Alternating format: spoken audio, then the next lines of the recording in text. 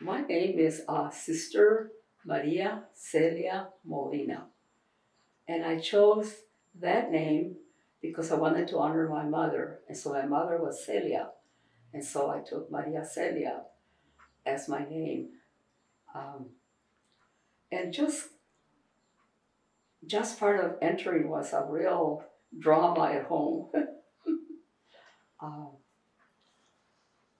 I think I always wanted to become a sister, um, but it just did not present itself. And I think that was born when I was like 5 or 6 years old, and sisters came from Spain, and they were teaching in our church, and I just felt like the call, like this is where you're going to be, or you're going to be called.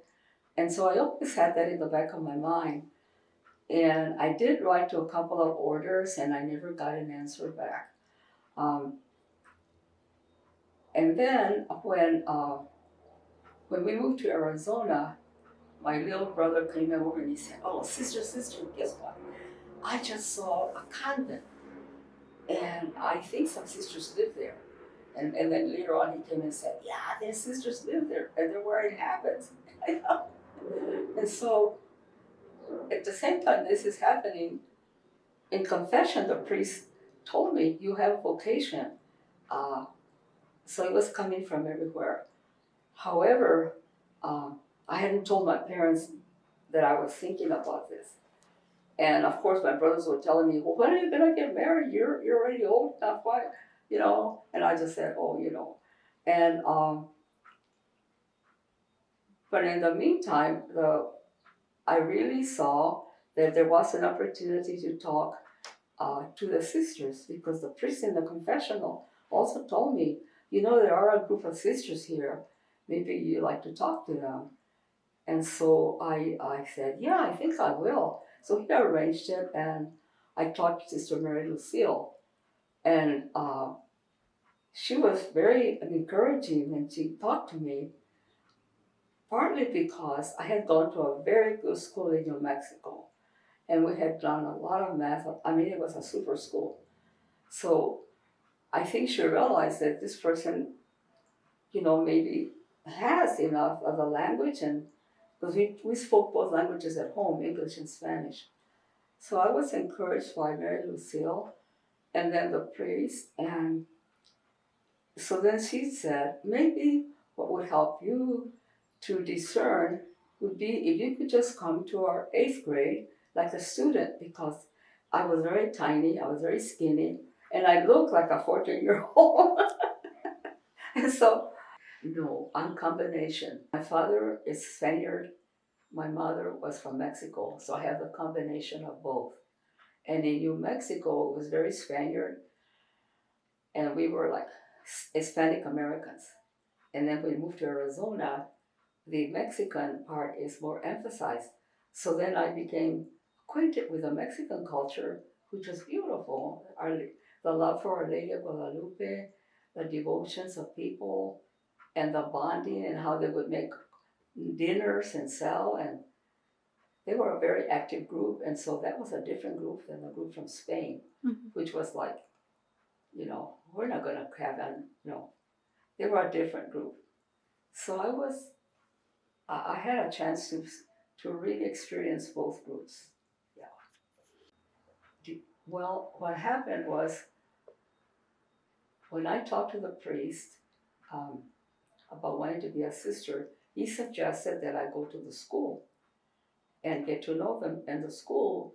And I thought, I'm an 18-year-old. But then he said, "You're thin and you look like you're a 14-year-old. And so did when I met Mary Lucille, she said the same thing. And Sister Mary Lucille was very supportive of my coming, so that she could observe and I could observe them. So I did. And everybody in the school thought I was a 14-year-old girl. not realizing here I was 18 years old. But in the meantime, I got to see the sisters, how they were, their education, and I feel very comfortable with the material being presented because we had a good school in New Mexico. And so some serious conversation followed from that. And there was a sister there who was in authority in Ohio, who was in Arizona, and she interviewed me also. And they suggested, well, why don't you come to Ohio with this Sister Mary, Bergmans of Mary, where you can get to know us more and we get to know you more. And I just thought, oh, of course, but then I thought, wait a minute, that means that I have to get permission from my father and my mother, and I did not know how that was going to go. So when I talked to my father, he sat me down and he had a lot of questions, which were very good.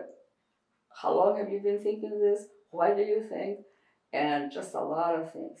And after he heard all of that, then he said, okay, I think you have a vocation. But when I told my mother, oh, she had other plans. She thought I should get married, and it was very hard. She never thought that I would be in a convent and that I would leave home. But the good part was that we were having a sister-in-law was living with us because her husband, my brother, was in Germany. And so she was with us. She was like another daughter, and she was helping my mom. So as far as I could think at that time, I thought I could go ahead with the plans. And now looking back, I just realized that was a very hard thing for my mother. All of a sudden to say, I was thinking of that, and then to go away, it was very hard for my mom.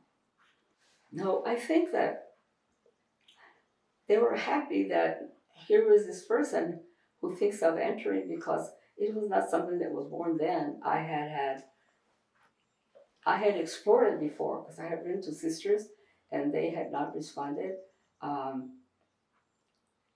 And so I think what the sisters wanted to know what was my level of education and my vocabulary and all that. And so that was a way for them to get to know me. There was a sister who had authority. She was visiting the Arizona sisters. And so she got to also see me and talk to me.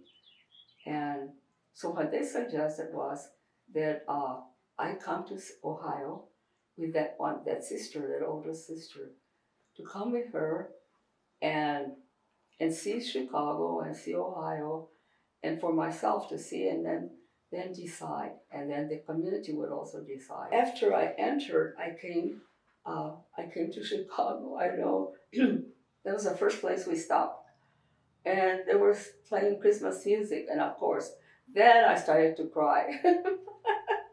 But some of the girls that were there in high school, they were thinking of entering the convent, came out to meet me, and so I got to meet them, and they were just, oh, why did you think? How did you do it? And so I just told them what the steps, and that I was coming to find out to see if I really had a vocation. And so some of those girls are downstairs. They were there and talked to me, and so that was a step. Well, that's a big one. But before that, I think when I came from Chicago to here, a sister met me at the door, and of course one of the customs from France was when they greet you, they kiss you on both cheeks, and she did that, and she said, "You were in the vision of Compiègne," and I didn't know what that meant. Well, now later I know. Our founders had a vision of sisters around the crucifix, and there was a group of sisters, and I didn't know that that's what it meant, but she said, that was a positive remark, and she was very friendly, and it was here. It was right here in this convent, and so they welcomed me, and they realized that I knew my English. Our schools were very good in New Mexico, and that I knew I was very good in math and English and writing and spelling and all that, so they were surprised, but they were very happy. And so I came in with a group of Camilla, Pat Pieper, the people that are here now, and Roseanne Fleming. That was a group that I blended with. And so my father used to pray at home all the time, so I did not find praying awkward or reading because I had done a lot of that at home. So I felt happy, and I felt that I felt good about it. The only thing that was hard was my mom. Oh, my mom was missing me so bad. So the postulant's director, Celia of the Sacred Heart, she suggested that I write home. And she said, you can write home as much as you want. So I would write 7-page letters, 5-page letters, and I would try and write like every other Saturday. So once my mother began getting letters from me and describing the place here and what I was doing, she became more comfortable. She didn't see that I was going to be cut off totally from the family. The first place that I taught was right here in Cincinnati, St. Augustine. And it was a school that had the people that had migrated from the mines and worked here, and then some Afro-American students. And they put me in the first grade because they thought that was a good grade to start. And so I loved the kids. I just loved them, and I thought they were so great. And also they were poor. And so I felt, they were not all poor, but I felt a good fit with the kids. But I think I was a little bit ahead of the children. I was teaching them more than what they were capable of. But they were very good students, and I just loved them. They were just among them. There were some poor children, because Cincinnati was, in a kind of still settling down, but I could handle that, and I loved the pastor, and I had to learn how to teach because I did not know how to teach. But anyway, they gave me a way to make a lesson plan and to teach, and I love religion, so I would always know that I really taught the religion good, and I had to learn how to teach math, reading, and all of that. So I struggled in the primary grades, but I kept it in the grade for a while. It kept me in the first and second grade. I loved preparing them for communion because I just loved it. Well, actually, we taught in a parish right here. It was Immaculate, or Immaculate Heart, and it was right downtown. So we would go. I would go with another sister, and we would go on the school bus, and he would drop us off, and then he would all pick us up at night in the evening. And so I got acquainted with the teachers that were there and the children, and they were mixed. They were, but they got along, Afro-Americans and English-speaking, but they were it was amazing. It was a really good spirit among them. And the teachers were good too, yeah. It was Sister Susanna. She was an older sister. She was a principal, and I lived at the Summit, and Joan Cream was at the Summit, and Therese, they were also teaching. So we had a good spirit among us. Camilla, some of the older sisters were there, and so I was used to mingling, so I was happy to see that. Yeah. No, I was hoping, I thought it would be so exciting to be sent somewhere overseas. And I think at one time I put that down in my book, that if you ever want to send someone overseas, I would be happy, and so, but it never happened. It was mostly, I taught here, and then I taught some other grades, and also I got involved on Saturday or the weekends or at night, we would meet with children that lived in the area, and I got to know the other group of children, and we would play with them, we would talk with them, and we'd get acquainted with them. There was like an extra thing we did on Fridays, and so I enjoyed doing that. So this was the first. I was at the Summit, and I was teaching school, and then I was also coming on Friday nights, And then we invited the girls to come to the convent, and they came, and we got to know them more. And so that was about the extent. Well, I think it's more the Holy Spirit because um, the women of color, a few Hispanic girls came, and they realized it really wasn't their call, so they left. And I think at first it was very hard for the Afro-American girls because I don't think it was hard for them to come into this culture. Not because it was just different from what they were doing at home. And I think it was hard. So people of color did come, but they after a while they would realize, no, this is not my call. And then we, the Sisters of Notre Dame, also learned that they had to study and they had to learn the beautiful Afro-American culture. And that began to happen.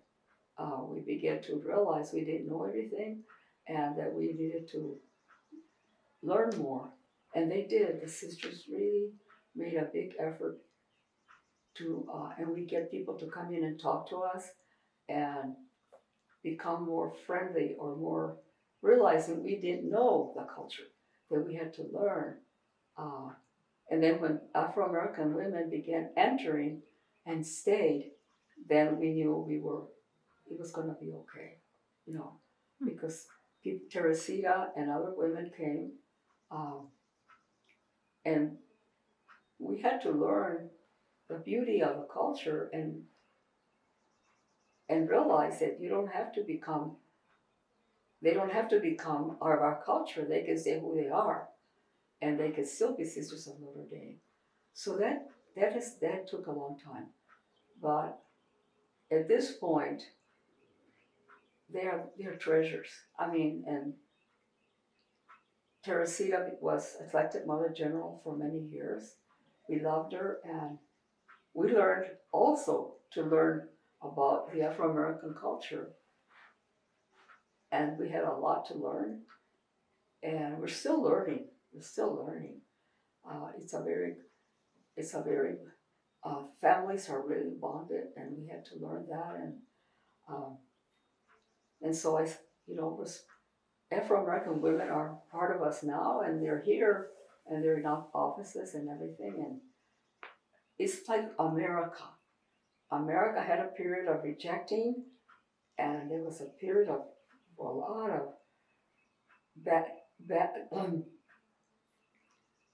the American culture at that time was very superior, and now they realize we're not superior, we're all one.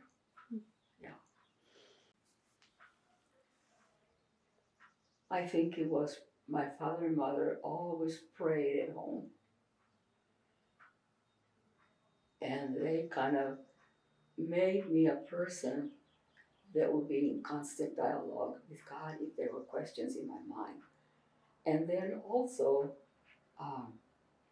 there were sisters also that they were directors or whatever, and they were wise women, and I felt we were both facing the same situations. I was being commissions or committees, and I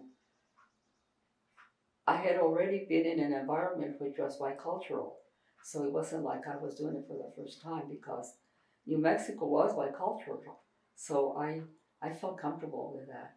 I might have talked a little different, and some of them would laugh, but I knew it's because they had not heard the Spanish. But New Mexico Spaniards were a different. They were just as good as any other group, because the Spaniards came to New Mexico and settled it. The Spaniards, so we didn't feel like we were inferior, and so that helped, I think, a lot. Coming because he had met me before, and I became part of a team of men and women, and we would go to an area that had not hardly any contact with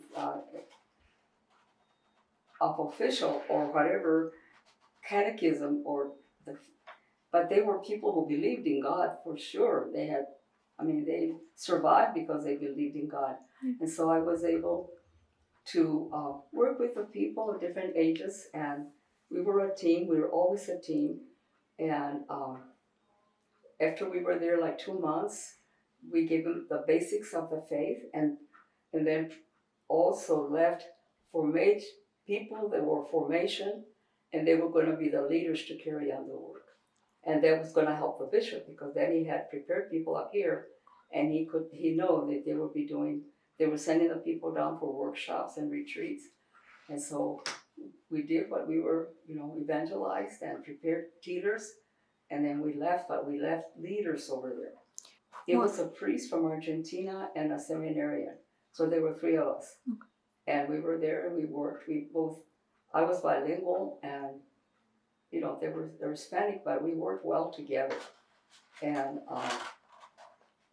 so when we left, it was hard because, we had gotten real close to the people, and we knew we couldn't go back because it was going to, but we said goodbye, and oh God, but anyway,